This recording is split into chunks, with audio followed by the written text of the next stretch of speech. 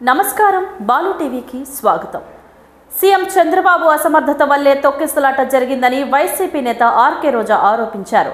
చంద్రబాబు ఎప్పుడు అధికారంలోకి వచ్చినా చావులేనని ఎద్దేవా చేశారు. తిరుమల చరిత్రలో ఘోరం జరిగింది. దీనికి బాధ్యులైన వారందరిపై క్రిమినల్ కేసులు పెట్టాలి. మృతులకు 2 కోట్ల పరిహారం ఇవ్వాలి. దీనిపై సనాతన ధర్మ పరిరక్షకుడని చెప్పుకునే పవన్ ఎక్కడా? ప్రధాని మోదీ కూడా దీనిపై స్పందించాలి అని ఆమె పేర్కొన్నారు. నిర్లక్ష్యం కారణము వాళ్ళందరి మీద క్రిమినల్ కేసులు వేసి వీళ్ళందరినీ లోపల పెట్టాలి. ముందు వీళ్ళందరితో రాజీనామా చేయించాలని కూడా డిమాండ్ చేస్తున్నాం. ఇక హోంమంత్రి గారు ఉన్నారు. ఎప్పుడు ప్రెస్ మీట్ పెట్టి ఎవరి మీద దుమ్మెత్తిపోద్దామా, ఎవరిని మాట్లాడదామా అనుకుంటున్నారే తప్ప వీళ్ళు వచ్చిన తర్వాత ఈ రాష్ట్రంలో లా అండ్ ఆర్డర్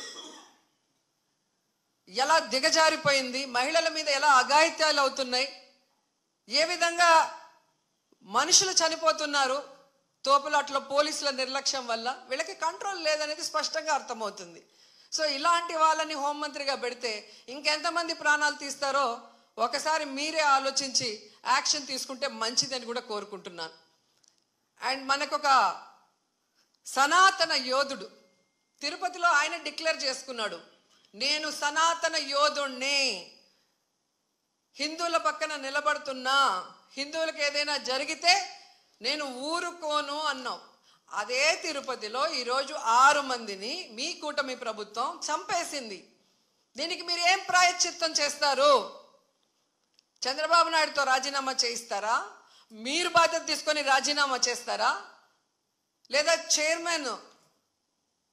టీటీడీ చైర్మన్తో రాజీనామా చేయిస్తారా? హోంమంత్రితో రాజీనామా చేయిస్తారా? లేదా అందరూ కలిసి కట్టకట్టుకొని రాజీనామా చేస్తారా? మీ అందరి ఫెయిల్యూరే కదా ఇది. నిజమైన సనాతన యోధుడివైతే ఇప్పుడు రా, వచ్చి మీ ప్రభుత్వంలో ఎవరెవరి నిర్లక్ష్యం వల్ల ఇది జరిగిందో వారందరి మీద క్రిమినల్ కేసులు పెట్టించుకోండి.